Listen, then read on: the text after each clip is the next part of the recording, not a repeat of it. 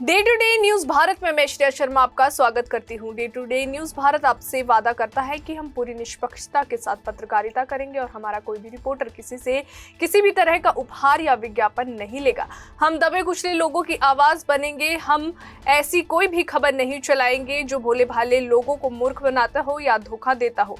हम लोकतंत्र के चौथे स्तंभ को मजबूत करेंगे। प्रदेश में एक बार फिर मानसून ने रफ्तार पकड़ ली है और मौसम विभाग ने 12 से 14 सितंबर तक कई जिलों में भारी बारिश और बिजली गिरने की चेतावनी जारी की है। इससे एक बार फिर प्रशासन और आम लोगों के सामने चुनौतियां खड़ी हो गई है। कुछ दिनों की राहत के बाद मानसून दोबारा सक्रिय हो गया है। मौसम विभाग के मुताबिक 12 से 14 सितंबर के बीच ऊना, बिलासपुर, हमीरपुर, कांगड़ा, मंडी, शिमला, सोलन और सिरमौर जिलों में गरज के साथ भारी बारिश की संभावना है। इन इलाकों में येलो अलर्ट जारी किया गया है।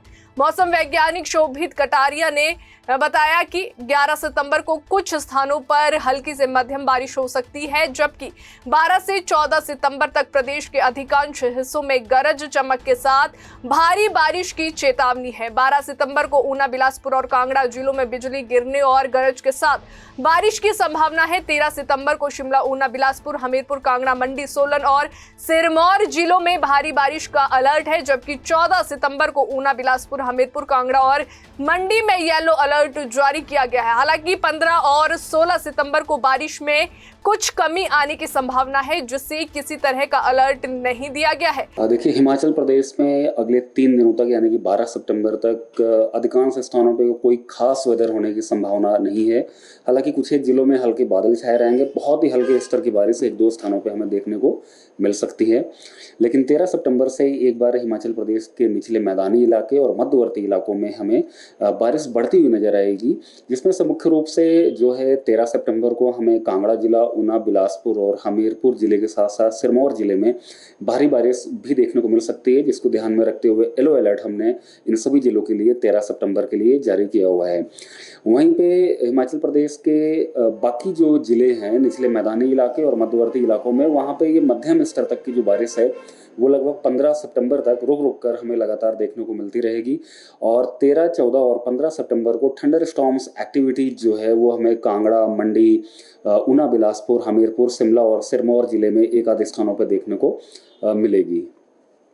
और सर, टेम्परेचर की बात की जाए, कहीं जगह बारिश, कहीं जगह टेम्परेचर देखिए, तापमान अगर हम देखें तो हिमाचल प्रदेश के जो निचले मैदानी इलाके हैं वहाँ पे दिन के जो तापमान हैं वो लगभग 28 से 33 डिग्री सेंटीग्रेड बने हुए हैं, जबकि वहीं पे मध्यवर्ती इलाकों में ये तापमान 22 से 27 डिग्री सेंटीग्रेड, जबकि जो हाई हिल्स हैं वहाँ पे ये तापमान हमारा 19 से लेकर के 24 डिग्री सेंटीग्रेड के बीच पे देखे जा सकते हैं।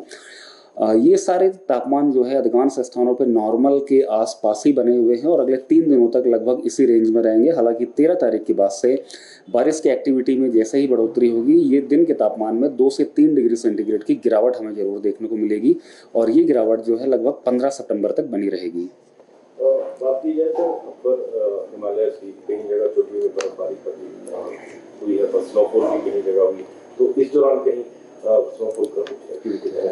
ऐसा जब नेक्स्ट 5 to 7 डेज में कहीं पे भी हाई रीचेज में भी स्नोफॉल का कोई प्रेडिक्शन नहीं है, कोई भी संभावना नहीं है स्नोफॉल होने की। हालांकि मध्यवर्ती इलाकों और निचले मैदानी इलाकों में 13 से 15 सितंबर के बीच में हमें हल्के से मध्यम स्तर तक की बारिश अनेक स्थानों पर देखने को मिलेगी। भारी बारिश के साथ ही हमें कांगड़ा, ऊना, बिलासपुर, हमीरपुर में देखने को मिलेगी, जबकि बर्फबारी होने की कोई संभावना नहीं है। अगर पूरे मानसून सीजन की बात करें तो हालात जो है बेहद चिंताजनक रहे हैं। अब तक प्रदेश में 380 लोगों की मौत हो चुकी है, जबकि 40 लोग अब भी लापता है। भारी बारिश, भूस्खलन और बाढ़ ने प्रदेश की स्थिति को गंभीर रूप से प्रभावित किया है।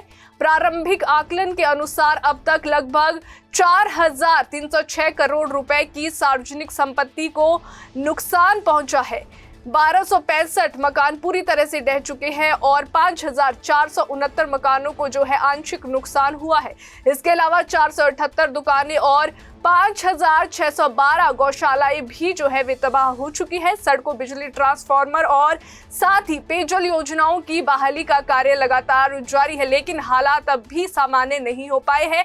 प्रदेश में सबसे अधिक नुकसान लोक निर्माण विभाग को हुआ है। 20 जून से 9 सितंबर तक की आपदा के कारण जो है पीडब्ल्यूडी को लगभग 2,518.54 करोड़ रुपए का नुकसान हुआ है। फिलहाल प्रदेश में 680 सड़कें बंद है और 4 नेशनल हाईवे पर भी यातायात बाधित है। जल शक्ति विभाग की 423 जलापूर्ति योजनाएं जो है वे प्रभावित हुई है, जिससे विभाग को अब तक 1287.23 करोड़ रुपए का नुकसान हुआ है।